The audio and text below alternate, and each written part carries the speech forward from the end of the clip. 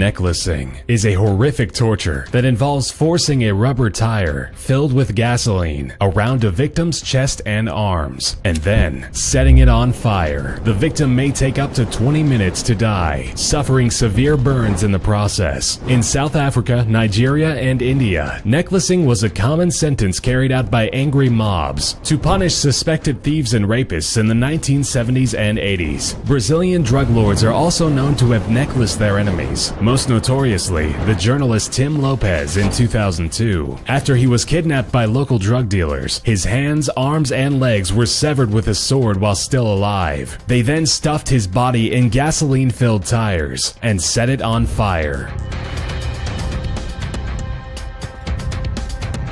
The bone-snapping, ligament-tearing torture device known as the rack was one of medieval Europe's favorite interrogation platforms. Essentially, it is a table that has two rollers on either side. The victim's ankles are fastened to one roller and the wrists are chained to the other. A handle and ratchet mechanism attached to one of the rollers is used to gradually increase the tension on the chains, inducing excruciating pain. Over time, the sufferer's joints are dislocated and eventually separated. One horrifying aspect of this torture is hearing the loud popping noises made by snapping cartilage, ligaments, or bones. Muscles are stretched to the point that they lose the ability to contract, rendering them useless.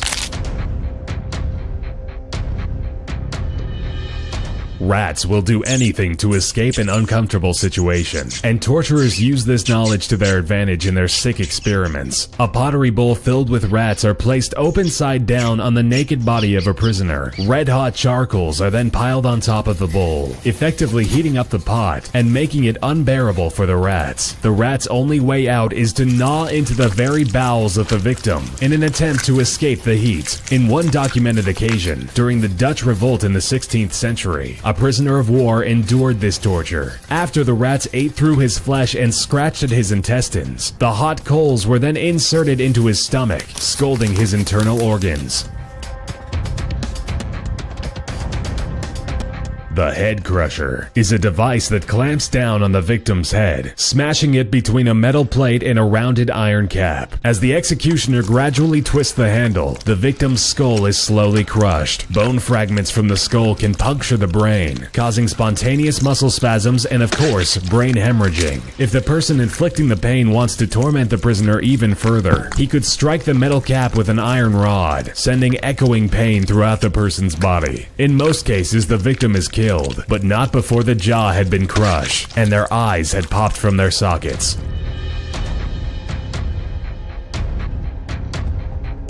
The Tucker telephone was an electroshock apparatus used in Arkansas Tucker State Prison in the 1960s and 1970s. Inmate doctors would use this torture device on unruly prisoners. The device worked by placing a ground wire around the big toe of a prisoner while clamping the hot wire to the person's genitals. The wires were then hooked up to a telephone that had been modified to send electric shocks. As the phone was being cranked, piercing electrical currents were sent throughout the prisoner's body. In prison slang, a long-distance call was a series of electric shocks in a row. Any inmate that passed out from the experience would be splashed with cold water and shocked again, intensifying the agony. Similar to the rack, the German chair is a form of torture often used by the Syrian government against the rebels. When a detainee is captured, they are placed in a metal chair. Their legs and arms are secured to the seat, while the back of the chair is pulled back and down toward the ground. This causes severe stress on the spine, neck, and other limbs, often causing permanent damage. One man who managed to escape the Syrian torture cell claimed that they stripped him naked and hung him upside down in the chair for 8 to 12 hours a day for 4 days. He says the pain was so excruciating that he begged his captors to kill him. He still has uncontrollable twitching as a result of the torture.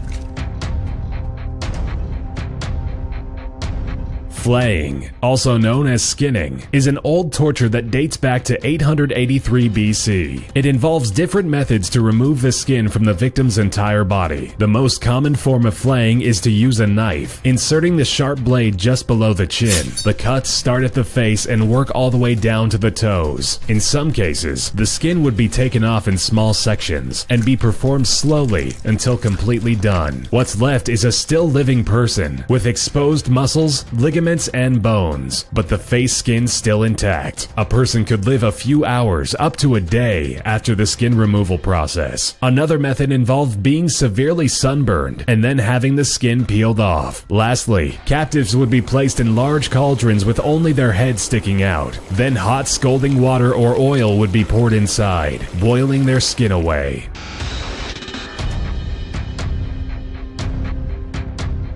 Impalement was and is one of the most gruesome ways of dying imaginable. The arms and legs are strapped to the ground by pegs, rendering the person immobile. A large oiled wooden stake is gradually forced into the body, usually into the anus. They made sure that the stake wasn't too sharp, or the victim might die too rapidly from shock. There were many instances where victims were impaled through other bodily orifices, or through the abdomen or chest. Infants were sometimes impaled on the stake, forced through their mother's chests. When the pole was then raised upright, the victim was left to slide down the pole with their own weight. It could take the victim up to 3 days to slowly die. This method of torture dates back to 1772 BC, but was made famous by 15th century Romanian Vlad the Impaler. Bram Stoker's 1897 novel Dracula was inspired by Vlad's name and reputation. Recorded instances of impalement are as recent as 1919, during the Armenian genocides.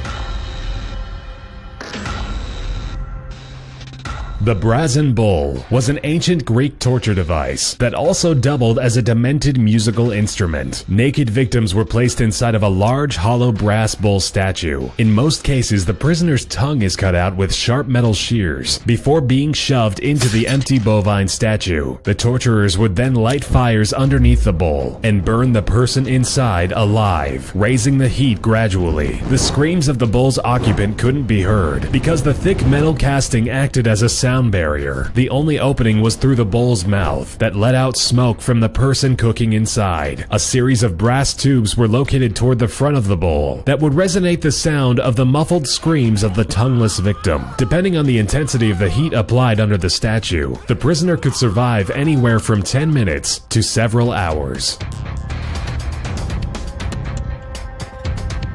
The Judas cradle was a pyramid-shaped seat that a prisoner would be forced to sit on. The victim would be raised over top of the structure with the aid of ropes and a harness. As the person is lowered down, the top of the pyramid would be lined up to enter the anus or the vagina and cause unimaginable pain and discomfort. The feet would be bound together so that if one leg moved, the other one would too, enacting more pain. The subject is tortured by intense pressure and stretching of the orifice, eventually succumbing to tears in muscle tissue. Torturers would prolong the interrogations by raising the victim off of the seat overnight and then continuing the torture the next morning. If the victim didn't die from shock, exhaustion, or impalement, they could have died from infection, as the Judas cradle was rarely cleaned between tortures.